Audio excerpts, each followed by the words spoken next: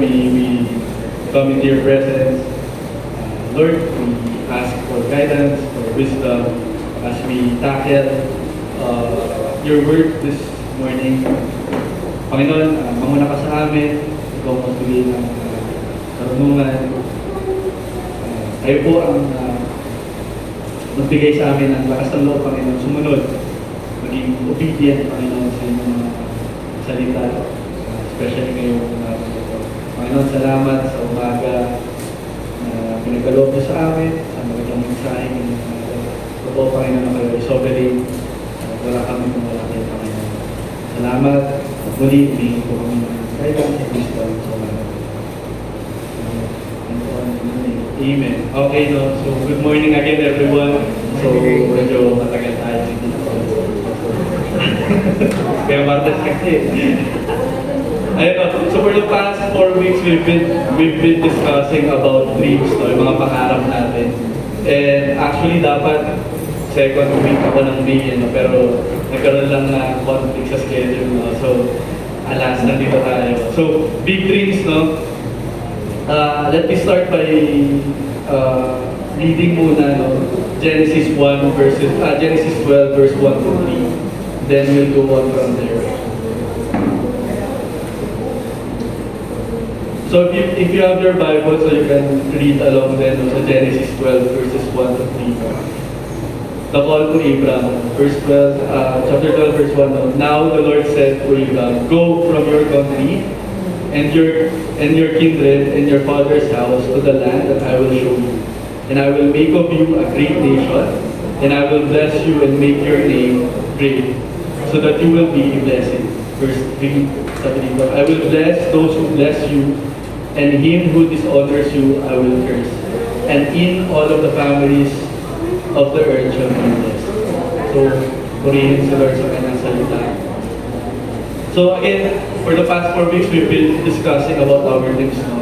So last week, si FJ, ang daming pangarap na mga napag-usapan natin. Ako personally, mga pangarap na bata ako, like yung sinasabi, gusto ko maging jeepney driver. No?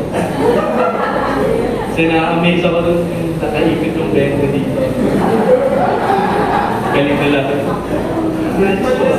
Ganun, no? Tapos, nung natandaan ko nung bago ako mag-grade 1, parang gusto ko maging bumbero noon kasi nakita ko may sunog tapos nakasabot yung mga bumbero.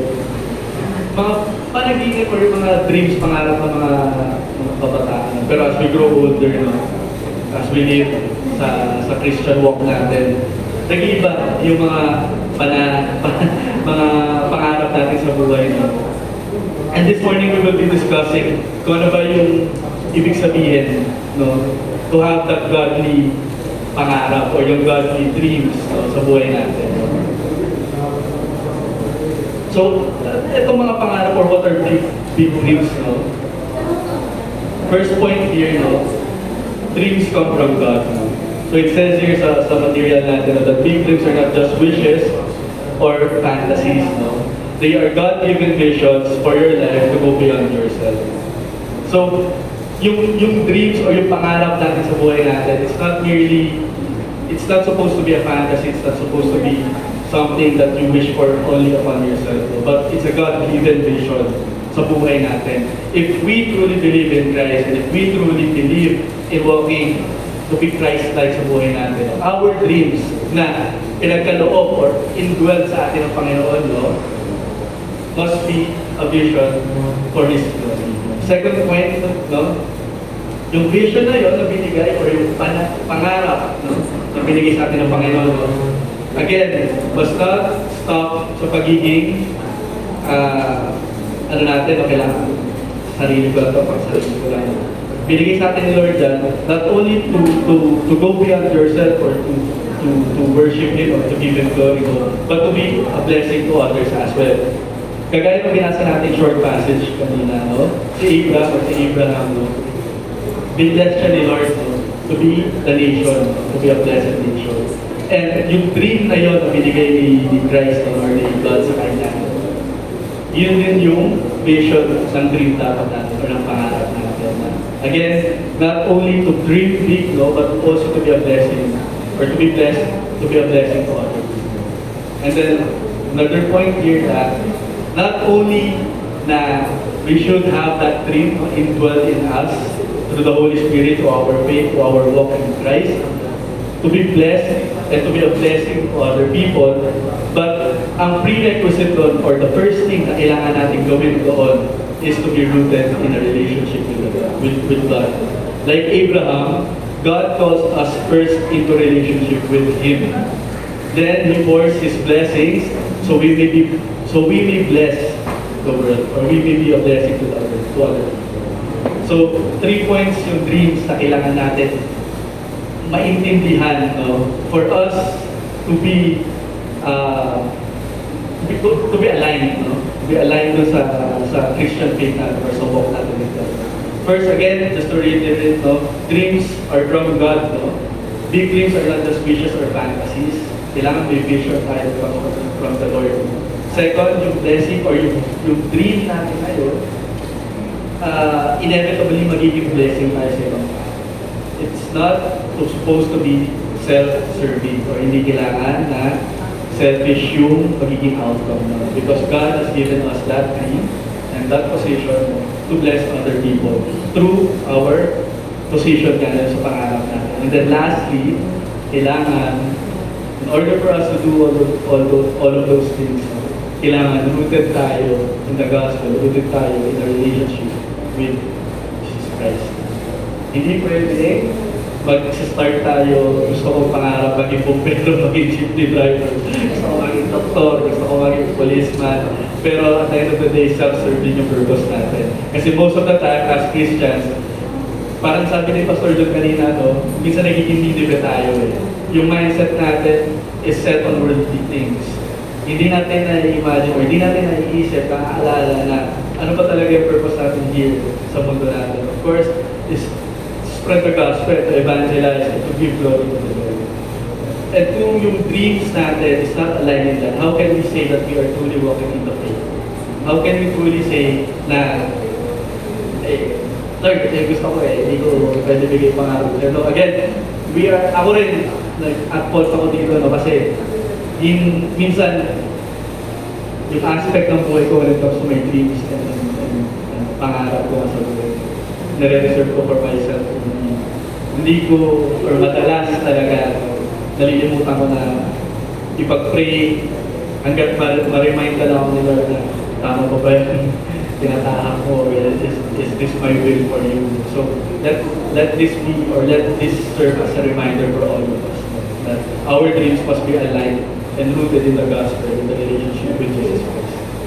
Number 1 truth natin dito, sabi dito sa, again, Genesis 12, verse 2, I will bless you and you will be a blessing. So that promise ni God, all the way back kay Abraham, is still true to this day. And if we allow ourselves to be rooted in relationship with the Lord, He will bless us so that we will be a blessing to others as well through our position. May it be sa work ko, sa family ko, sa community ko. It all boils down to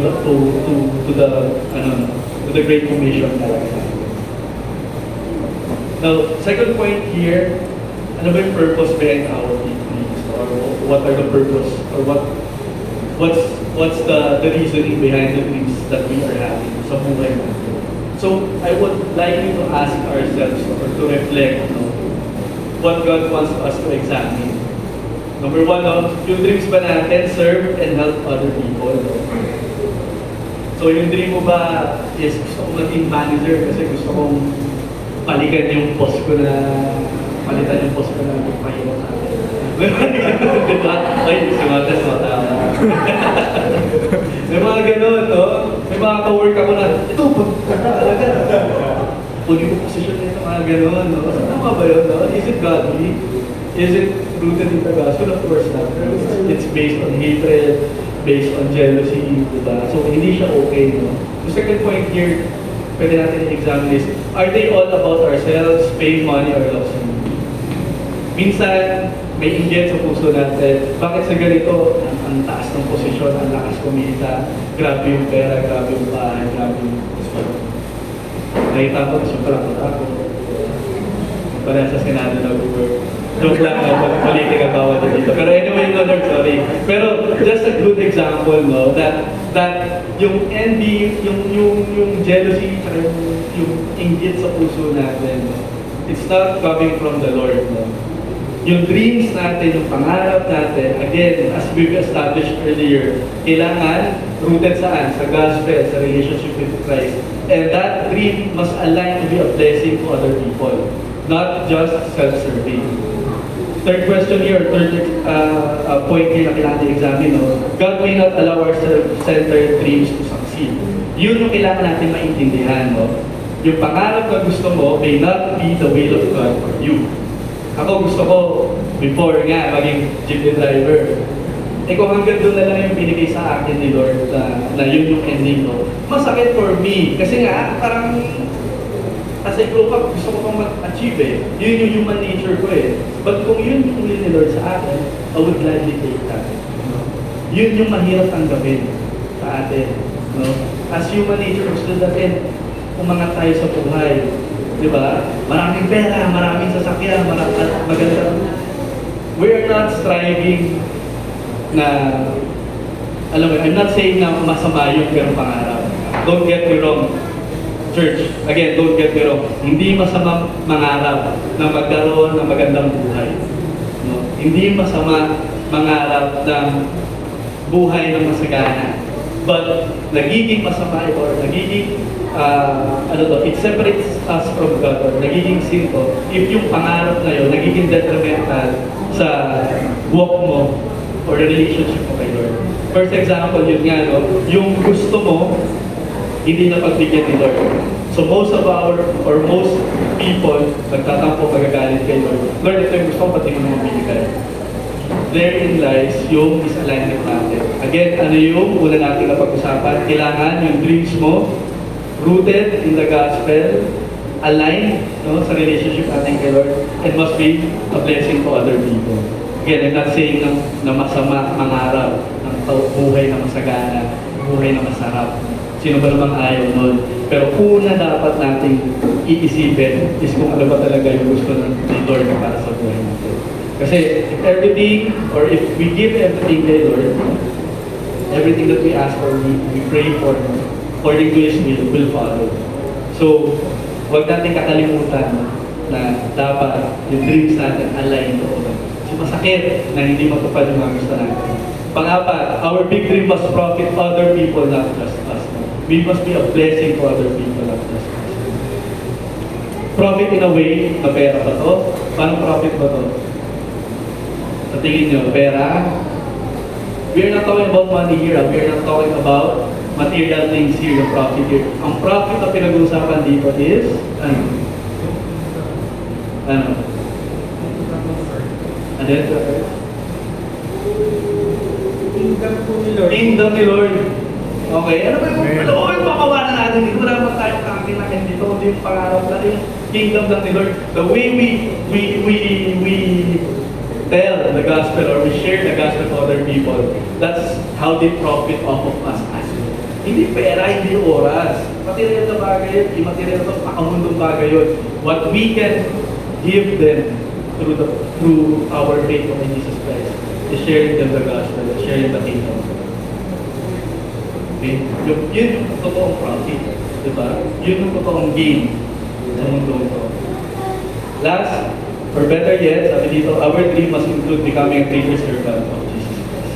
So again, it all aligns to sa discussion ni Pastor Joker that we must elevate ourselves by becoming a good, faithful servant. How? Again, pag-usapan na natin kanina, our dreams must be aligned, rooted in the relationship with God, and our dream must be blessing to other people. Profit by sharing the kingdom of God. Sabi dito, no? The greatest service we can offer people today is helping them establish a healthy relationship with our Savior. Amen? Amen. So, key truth number 2 natin, dreams that only serve you will remain unfulfilled. No? But dreams that serve God's people will be blessed. May blessing niya. So, Just like yung other verse natin dito, or other scripture natin sa Genesis 45, 7-8. So this is about Joseph the Dreamer. So familiar naman kayo sa story ni Joseph the Dreamer. Ano nangyari kay Joseph the Dreamer? Ano yung story niya? Sabi ni kayo, Barnes, wag ko siya tawagin mo. Familiar ba tayo kay Joseph the Dreamer? Ano nangyari kay Joseph the Dreamer, no? Before siya malagay, di ba Sen, doon sa posisyon niya, ano yung pinagdaanan niya? Malasing, ano ang tagal ito? Malasing. Masalim. Basta yun, hindi ko basta yun. Before si Joseph malagay doon sa posisyon niya, no, ang daming pinagdaanan niya. Sabi dito, but God sent me ahead of you to preserve you for a remnant on earth and to save your lives by a great deliverance. So then, it was not you who sent me here, but God. So si God pa rin ang naglagay sa kanya sa posisyon na yun, no? Sa dami-rami ng pinagdaanan ni Joseph, no, sa mga kapatid niya, sa pamilya niya, no? Binenta siya eh. Di ba? Ginawa siya kalipin. No? Left for dead si Joseph, pero nilagay siya sa posisyon ni Lord na lahat pinagdaanan niya to bless other people. Para mapakita pa rin how great our God is, how great God is. Nilagay siya sa posisyon to protect them, no? Yung family niya. And sabi dito, dreams come from God. Nasabi na natin dito, Joseph's dream came from God. And if our dream, no, truly comes from God, it will always include becoming a channel of His blessings. Just like today. Second, yung suffering natin for His purpose. Joseph was sold, imprisoned, and forgotten. Sige mo, binenta ka ng mga kapatid mo, pamilya mo.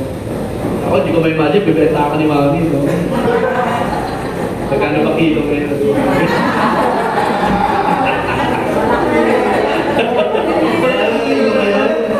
Ganun, di ba? Ako dito, so, can you imagine, selling your son, selling your brother, and sister? Diba? Ikaw, si mami, imagine mo, bebenta niya si tita mo, bebenta niya si tita niya. Ako na lang pala. Diba? Ginawa ni God, kuya. Diba? So, hindi lang yun eh. After niya benta, kinulong ka pa. You were enslaved, you were in prison, no? And kinalimutan ka, no? Yet God, no, was using all of it to position Him to save thousands, no? Your hardship is not wasted. As long as, again, ang prerequisite natin kanina, we are rooted in the gospel, we are in a relationship with the Lord. Tinanggap natin si Kristo sa buhay natin buo, and we truly believe in Him, no? Yun yung blessing, yun yung profit. And then lastly dito, we acknowledge God's hand. Everything Joseph achieved in Egypt, no, he acknowledged as God's plan. Not his own doing, but God is the only one who promotes it. So again, at the end of the day, this is all for God's glory. Na for our own self-serving purposes, yung dreams natin, yung position natin, kung anong meron tayo sa buhay na to, it all comes from God. Again, apart from Him, we are nothing. That is the truth. No? So, alam ko, medyo maikli lang all the way of techniques. So I invite everyone to reflect and respond. For 3 questions ngayon, Nico, before we go back to our week. First question is, what does your dream serve? Is it primarily about you? Or does it benefit others and extend God's will? Second question, are you open to hard seasons? Baka naman nagkasalita lang tayo, ikaw naman, kuya din, ikaw naman pinahirapan. Ako, tried and tested ko na si Lord. So, and that is the truth. Tried and tested si Lord sa Lord. At hindi ako bibitaw kahit anong mangyari. Amen. So, Joseph's pit was part of the plan. Would your struggle be God positioning you for favor? Kung ano man yung pinagdadaanan natin ngayon, mga brothers and sisters, kasi isang beses nag-attend kami sa isang service, tawag nila mga ka-basic. Brothers and sisters in Christ. Ngayon ba tayo? Are we struggling right now? Are we in a hardship right now? Nasa season pa tayo ng pagiging. So the more we should look kay Jesus, the more we should sit at His feet. And lastly, have you invited God into your dream? Ito mahirap. Personally, this is very difficult for me. Not just asking for success, but asking, Lord, shape this dream to align with your purpose.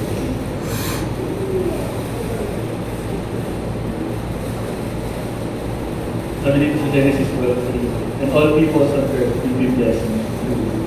Again, ano yung prerequisite natin? Kailangan rooted tayo sa gospel, may relationship tayo sa Lord. And through that relationship will be a channel of blessing for our people. So that our dreams, mga pangarap natin, will not be self-serving, but for the kingdom. Okay? Amen. Amen. So may gusto pang mag-reflect. Mag-pray tayo very quickly. Panginoon, salamat sa mga ito.